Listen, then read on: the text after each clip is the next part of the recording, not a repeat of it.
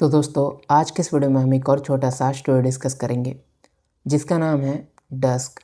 और ये कहानी ब्रिटिश लेखक साकी द्वारा लिखी गई थी। तो चलिए भी कहानी को शुरू करते हैं। शाम का समय था। नॉर्मन ऑसबॉर्न नाम का एक आदमी हाइड पार्क में एक बेंच पर बैठा था। उसका मूड थोड़ा ख़राब था।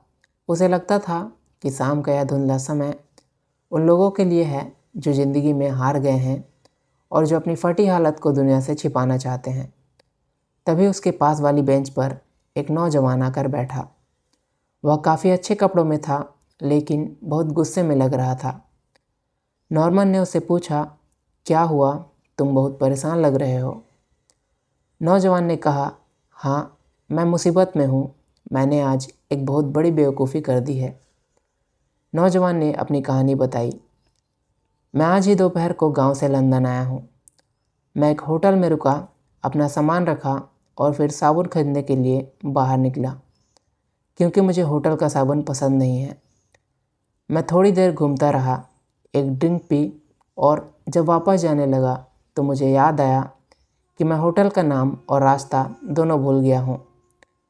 नौजवान ने अपनी जेबें टटोली और कहा, मेरे पास होटल का कार्ड भी नहीं है और मेरी जेब में सिर्फ 2 शिलिंग बचे हैं।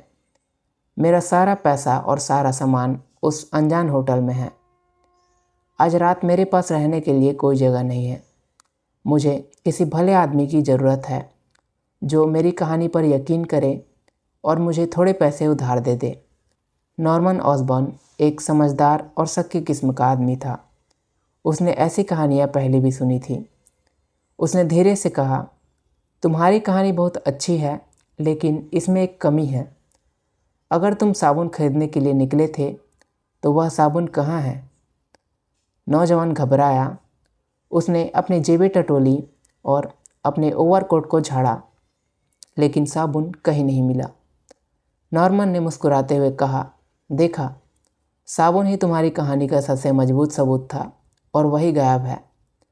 मुझे माफ़ करना, मैं तुम्हारी मदद नहीं कर सकता। नौजवान शर्मिंदा होकर बिना कुछ कहे वहाँ से भाग गया। नॉर्मन खुद को बहुत होशियार समझ रहा था कि उसने आज एक ठग को पकड़ लिया।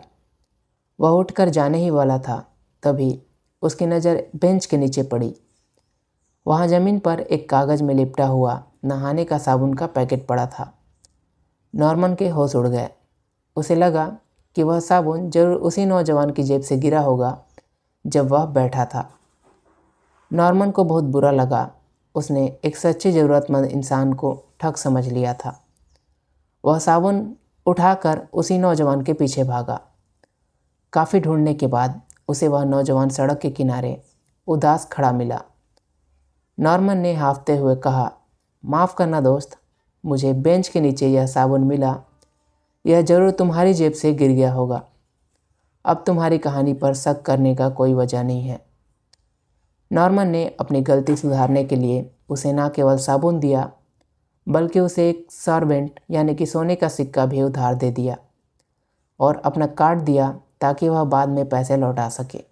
नौजवान की आंखों में एक अजीब सी चमक आई। उसने जल्दी से पैसे और साबुन झपटा, शुक्रिया कहा और फिर भीड़ में गायब हो गया। नॉर्मन वापस पार्क की तरफ चला। उसे अपने किए पर बहुत अच्छा महसूस हो रहा था।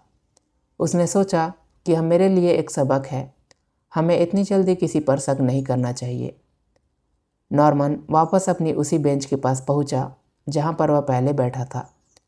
उसने देखा कि एक बूढ़ा आदमी उस बेंच के आसपास और नीचे ज़मीन पर कुछ ढूंढ रहा है। वह बहुत परेशान लग रहा था, तो नॉर्मन ने उसके पास जाकर उससे पूछा, क्या आपने कुछ खो दिया है सर। बूढ़े आदमी ने झुकते हुए जवाब दिया, हाँ यार, मैंने अभी यहीं एक साबुन का पैकेट खरीदा था, पता नहीं कहाँ गिर गया। और इसी के साथ ये कहानी यहीं पर एंड हो जाती है।